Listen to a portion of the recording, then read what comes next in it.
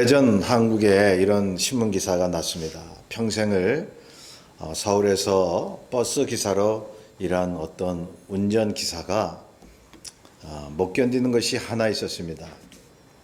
그래서 매번 똑같은 노선을 가야만 하니까 다람쥐 쳇바퀴 돌듯 권태가 났던 것입니다.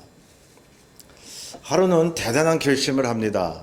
승객을 태우지 않고 노선을 벗어나서 자기 가고 싶은 대로 아무데나 막 운행을 했던 것이죠.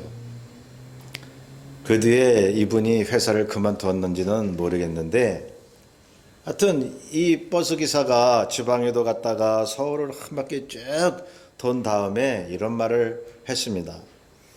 이제 여한이 없다고. 이제 여한이 없다는 말을 했습니다. 판에 박힌 과정에서 벗어나니 얼마나 마음이 후련했을까요? 그 기사를 본 많은 사람들이 이 기사에게, 버스 기사에게 박수를 보냈습니다. 왜냐하면 원하는 것을 실행에 옮긴 것에 대한 용기에 응원을 보낸 것이죠. 우리 인생 속에서 힘든 것 중에 하나가 매일 똑같은 일상이 계속된다는 거 아닌가요? 그래도 해야죠. 하루하루 그 판에 박힌 일들을 해서 힘들더라도 해야 됩니다. 그러면서도 약간의 변화를 주면 어떨까요? 좀 휴가를 좀 내서 어디를 갔다 온다든가 그러면 좋겠죠. 택시 기사들도 그런다죠. 우리의 소원은 통일이 아니라 손님처럼 택시 뒷자리에 타보는 것입니다. 얼마나 뒷자리가 참 그리웠을까요? 평생을 운전대만 잡고 일을 했던 그분들이 나도 저 뒤에서 기사 보고 가라는 대로 이렇게 가는 그런 사람이 좀 되어봤으면, 그런 것입니다. 다 사람의 마음이 참 나도 저것을 해보고 싶다라고 하는 생각을 많이 하겠죠. 근데 한 가지 묻겠습니다. 하나님이 보실 때에 우리의 생활이 늘 안정되고 아무 문제 없이 사는 것만 복으로 보시겠느냐 하는 것이죠. 너무 안정되어서 틀에 박힌 그런 삶을 산다면 과연 삶의 생기가 계속 유지될 수 있을까요? 지루하겠죠. 보링한다고 그러잖아요.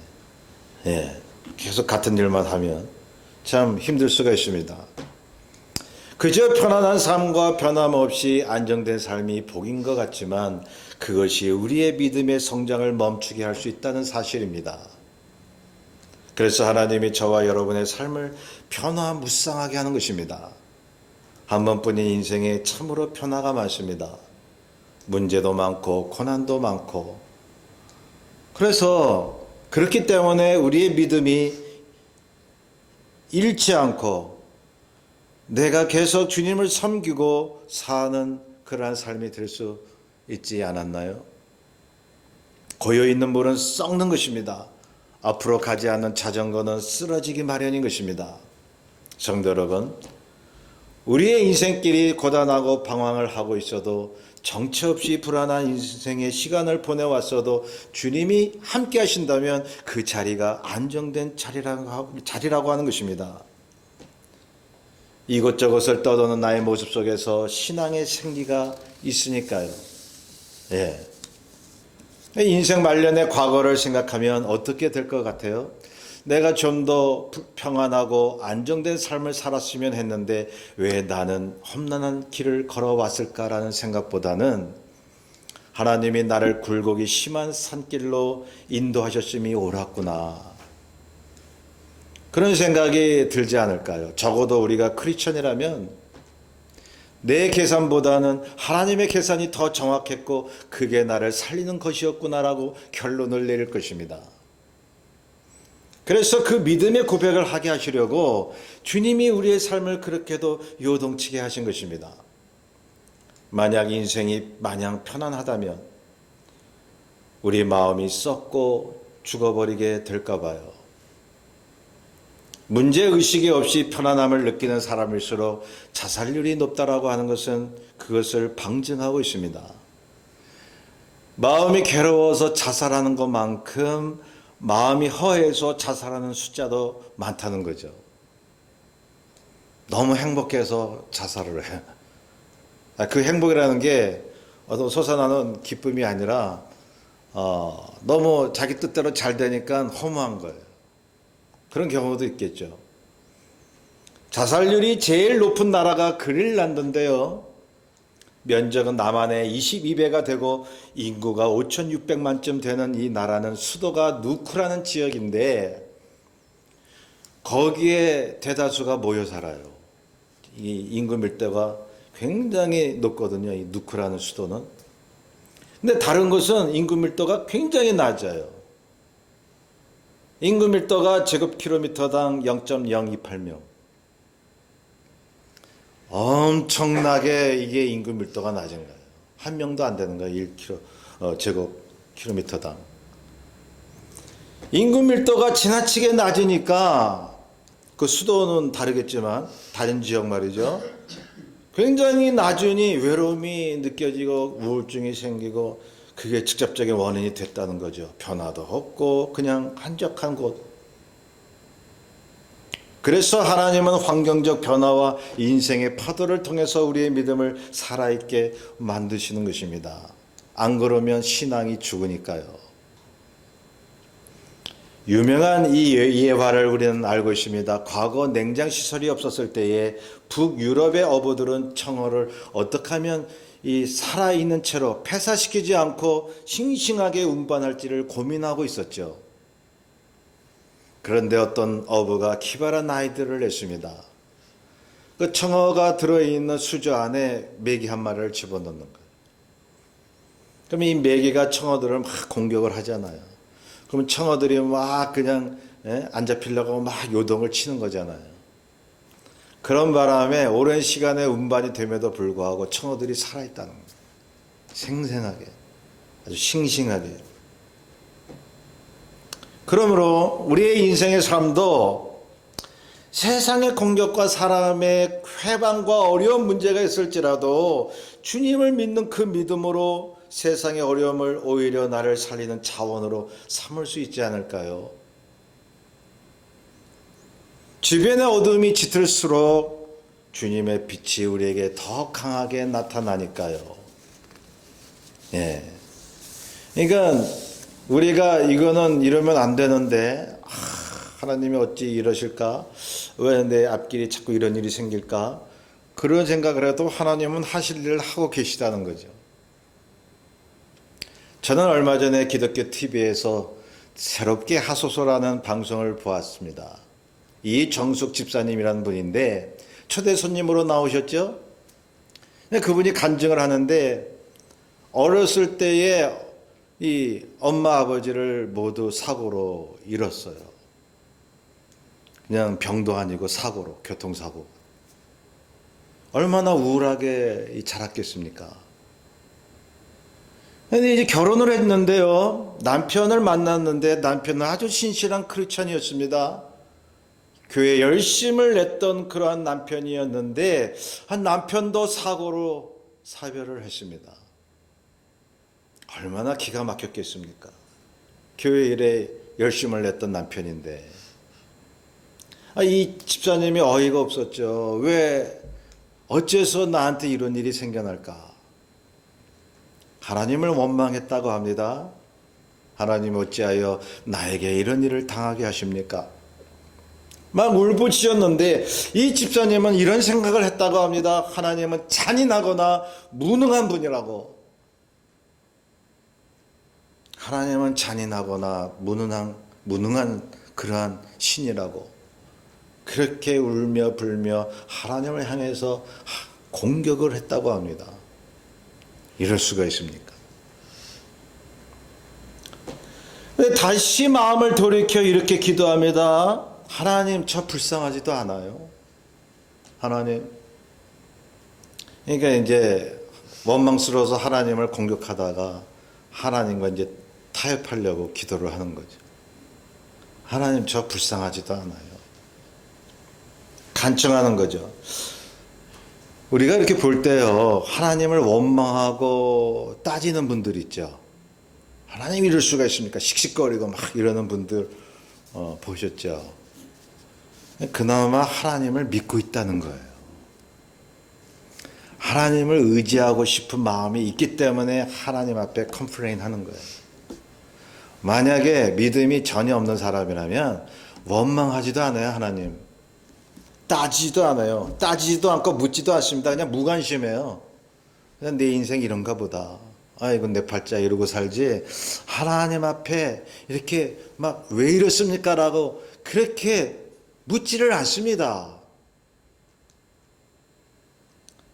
그런데 이 집사님은 하나님 앞에 당신은 잔인하거나 무능하거나 이러면서 하나님 저 불쌍하지도 않나요? 라고 하나님 앞에 원망스러운 말로 따졌을 때에 그것은 하나님 앞에 매달리고 싶은 믿음이었습니다. 시편 기자 그 시편을 보세요. 어찌하여 나를 버리셨나이까? 나를 이렇게 내버려 두시나이까? 왜 나를 멀리 하시나이까? 막 눈물로 통회하고 막 기도하잖아요. 그 하나님을 불신해서 하는 기도가 아니에요. 그렇게 절망의 시간을 보내다가 이 집사님은 다른 교인들의 아픔을 듣고 있는데 정말 자기보다 더 큰 아픔을 당한 교인들, 성도들이 주변에 있더라는 거죠. 내가 어렸을 때 부모님을 사고로 잃고 남편도 사고로 잃었는데 나만 이런 고통을 겪었다고 생각을 했는데 나보다 더한 사람들이 있네. 어느새 이 집사님의 마음에는 자신의 고통이 작게 보이기 시작합니다.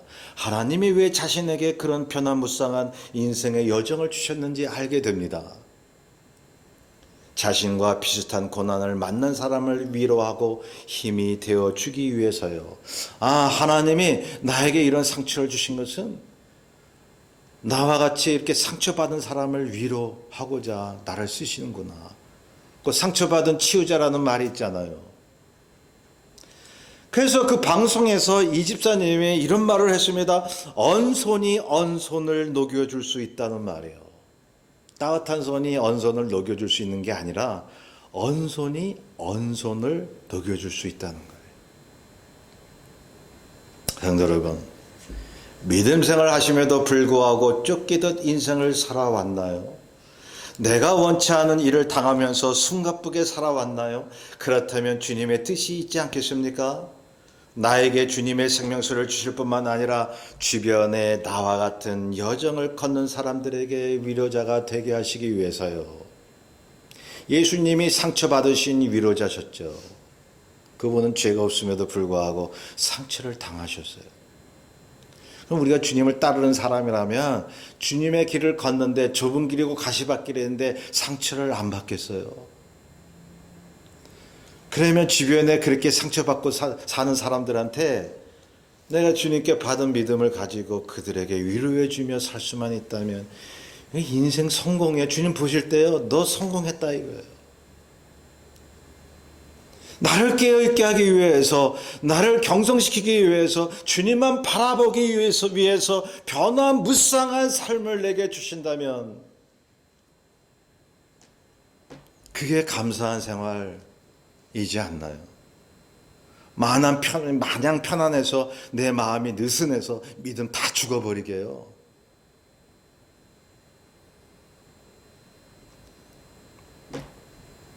믿음을 거부하는 사람들 중에는요, 편하게 잘 사는 사람들 많습니다. 자, 그러니 어떤 문제에 의해 쫓기면 그냥 쫓기도록 자신을 내버려 두세요. 혈기로 맞서 싸우려 하지 말고 그냥 밀려 다니세요.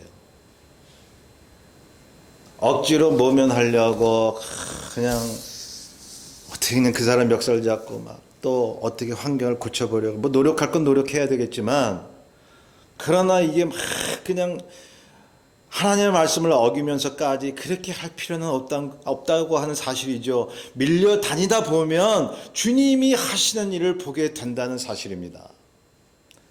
본문이 그걸 말씀하고 있습니다. 이 이삭이라는 사람은요, 참 부전자전이죠.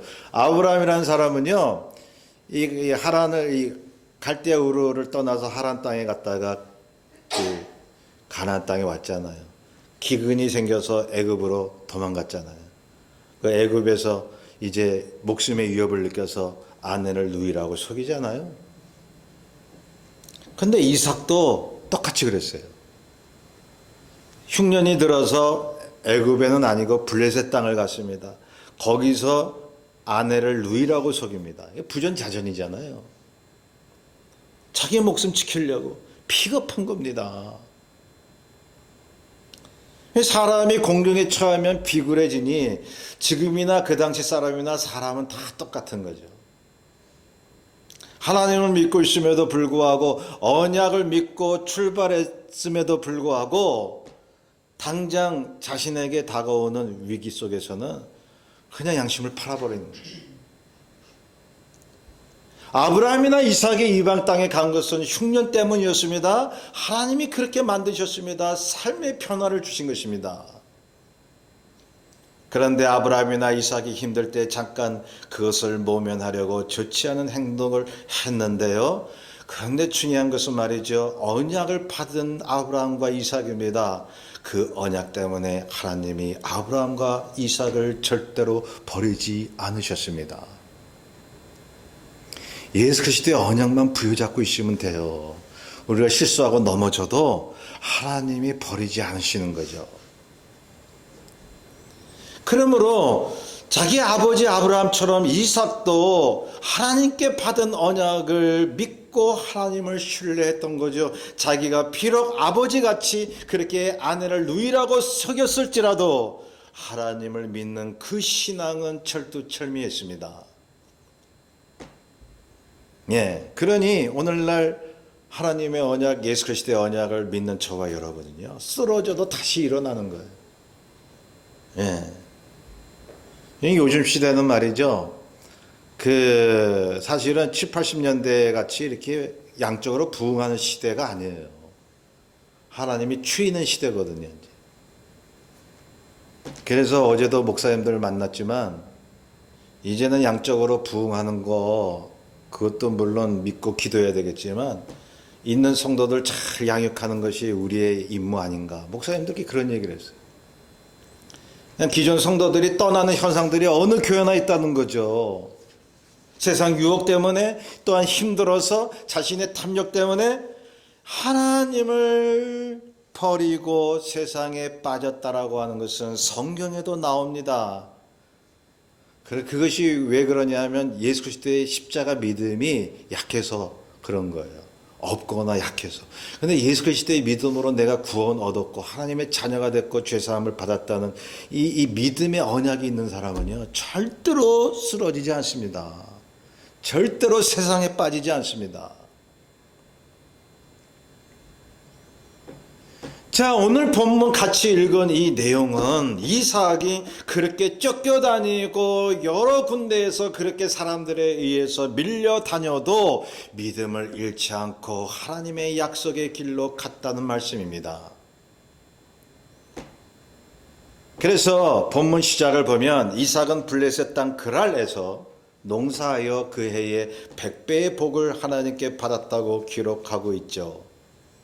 예, 6년 때문에 블레셋 땅으로 갔어요. 그런데 그 블레셋 땅에서 그랄 지역에서 농사를 하니까 100배의 복을 하나님이 주신 거예요. 너희가 어디 있든지 내가 너에게 복을 내리라 말이죠.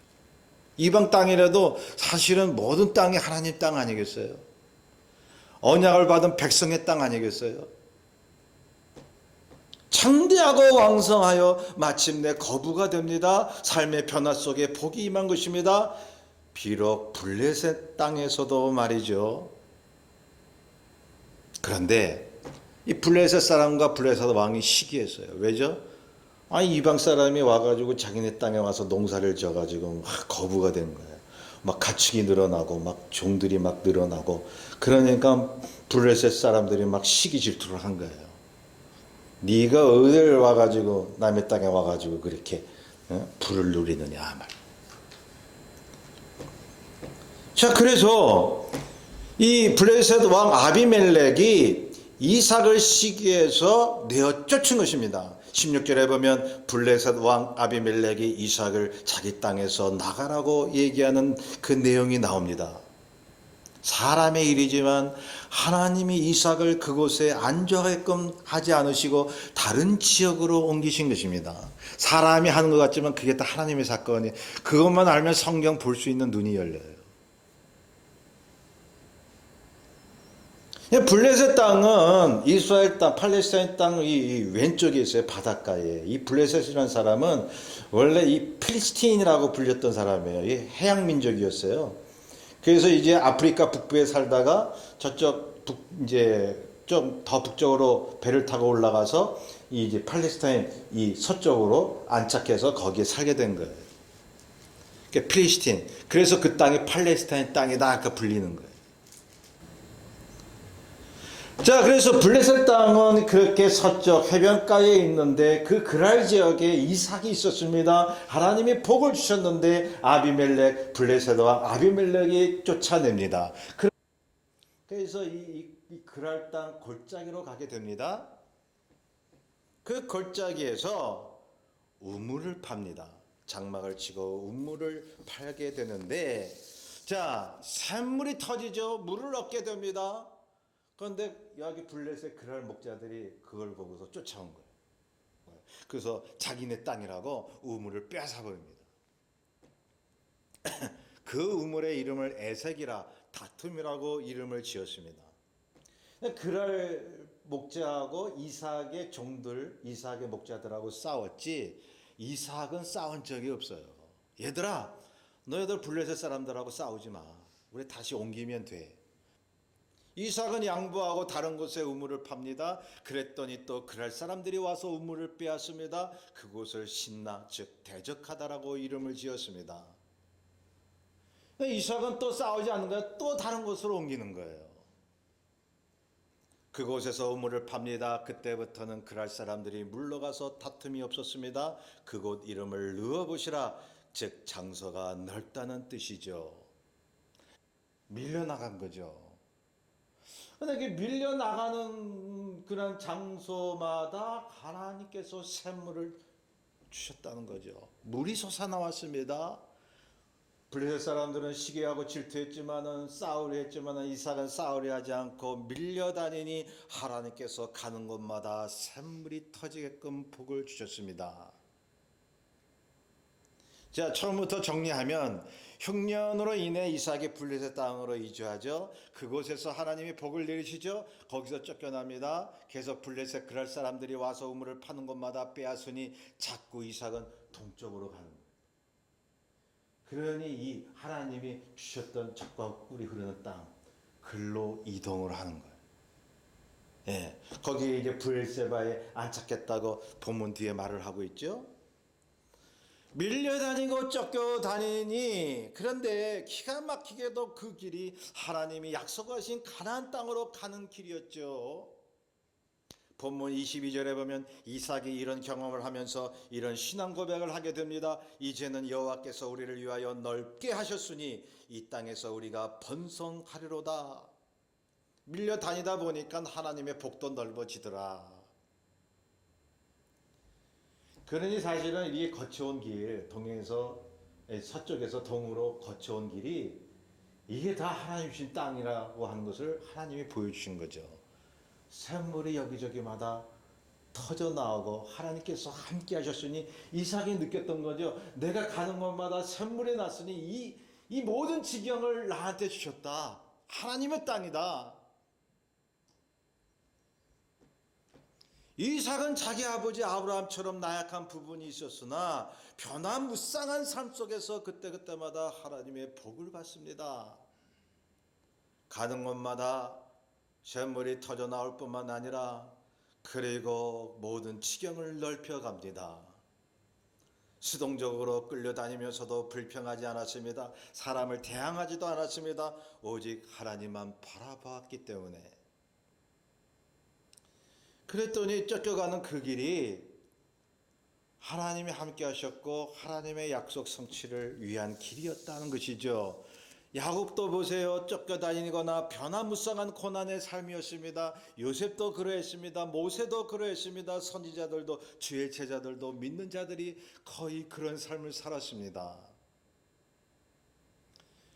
내가 예수 그리스도를 믿고 내가 목표를 딱 보고 내가 전진하겠다, 앞으로 가겠다 하는 것도 있죠. 그런데 그것보다 내가 내 뜻대로 되지 못해서 이리저리 밀려다니는 삶이 더 많았어요. 수동적인 삶이 더 많았다고요. 예루살렘에 교회가 세워졌는데, 자, 그 예루살렘에 핍박이 왔습니다. 믿는 성도들이 못 견뎌서 흩어졌습니다. 그런데 흩어진 곳마다 교회가 또 세워졌습니다. 그러니 하나님 나라가 넓혀 나가는 거 아닙니까? 핍박 속에서 흩어지니까.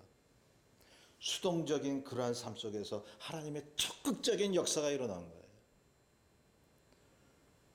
우리의 수동적인 그러한 삶의 상황이 하나님의 적극적인 역사의 상황이라는 거예요. 그러니 우리가 사람을 혈기로 대항할 필요가 없어요. 그냥 당하세요. 하나님이 하시는 거예요.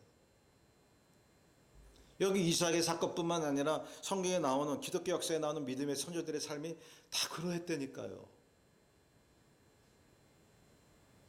이삭은 왜 안정되지 못한 길을 걸으면서 순순히 하나님을 의지하고 사람에게 저항하지 않으며 흐르는 삶의 물결에 몸을 맡겼을까요? 하나님의 언약, 약속을 믿었기 때문입니다. 자신의 고달픈 삶이 다 하나님의 사건으로 믿었기 때문에 하나님의 일인데 어떻게 사람에게 민감해질 수 있어요? 사람한테 민감해질 이유가 없는 거예요. 왜요? 나에게 다 영적 유익이 되니까.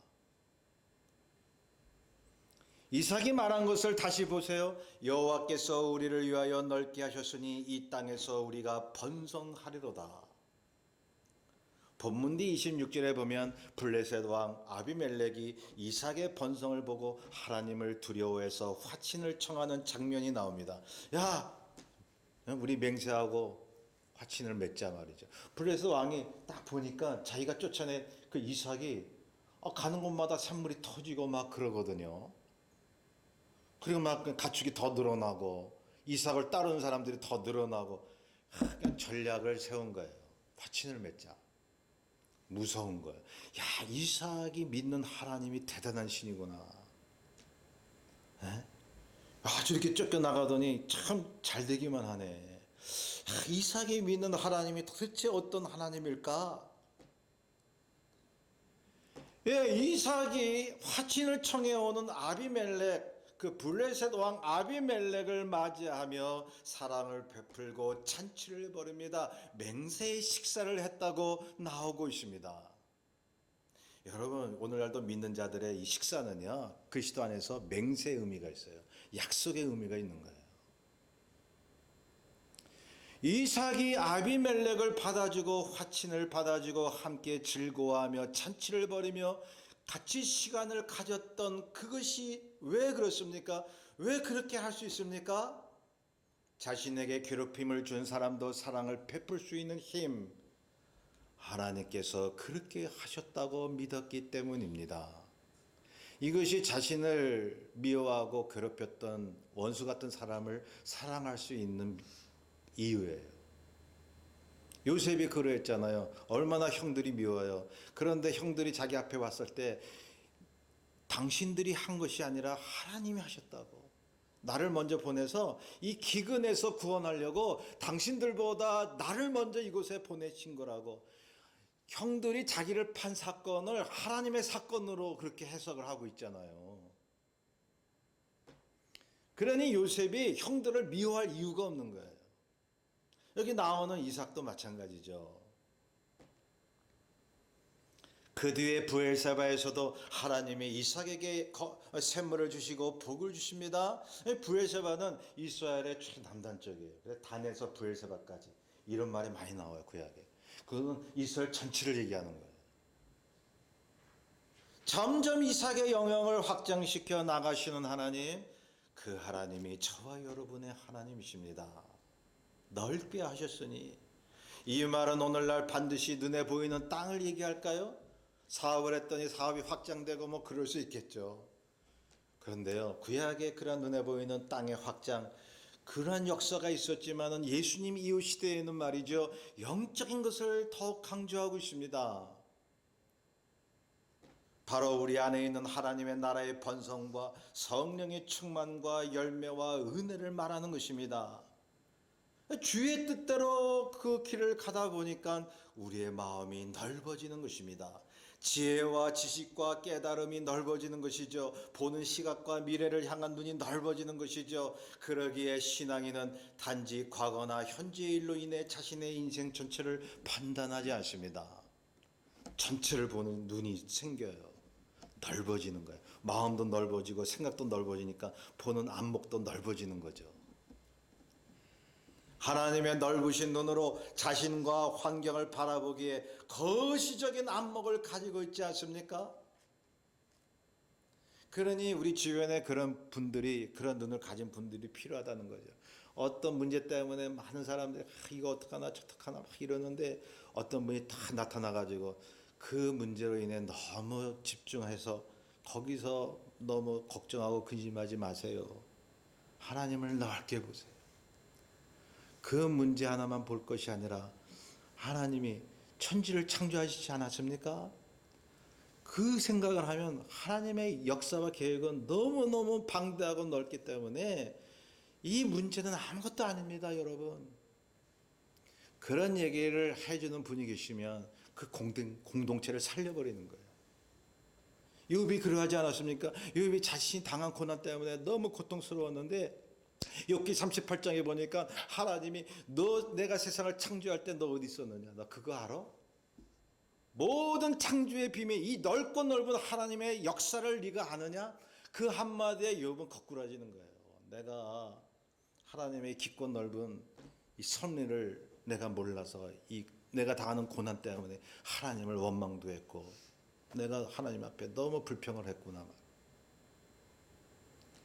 욥의 고난에 거긴 해답이 없어요. 욥이 왜 고난을 당하는지 그 답이 안 나와요. 단지 단 하나, 하나님의 넓으신 세계, 무궁무진한 하나님의 놀라운 역사, 그걸 얘기하니까 욥이 거기서 순종하고 회개하고 받아들인 거예요. 우리가 주님을 믿는 사람이라면 하나님의 넓은 시각을 갖지 않으시렵니까? 자, 이삭이 쫓겨다녔는데 그 길이 하나님의 길이었다뇨. 하나님이 약속하신 땅으로 가고 있다뇨. 이것이 성경이 우리에게 말씀하시는 메시지인 것입니다. 삶의 여건이 계속 험난하다 할지라도 하나님이 주신 넓은 마음이 나에게 있다는 것을 여러분 믿으시길 바랍니다. 넓은 마음, 자신과 사람을 이해하는 넓은 마음. 그렇잖아요. 산전수전 다 겪은 사람이 어떤 사건과 환경, 사람 보는 눈이 넓잖아요. 많은 경험을 한 사람일수록, 쓰디 쓴 경험을 한 사람일수록 사람을 이해하는 그 이해력이 풍부하잖아요. 그렇게 마음과 눈이 넓어지면 하나님의 나라가 보이는 것입니다. 주님의 눈으로, 주님의 마음으로 보니 모든 사람들이 하나님의 사랑을 받는 사람이라 이해할 수가 있는 거예요. 용서할 수가 있는 거예요. 포용할 수가 있는 것입니다. 이삭의 입지가 좁아지는 것 같으나 지경이 더 넓어졌듯이 그렇게 우리를 인도하시는 주님을 믿으시길 바랍니다. 남은 우리의 인생의 시간 동안 하나님의 나라를 넓혀가시는 그 은혜가 우리에게 있을 줄로 믿습니다. 내 뜻을 잘 생각하면서 435장을 찬송합니다. 435장.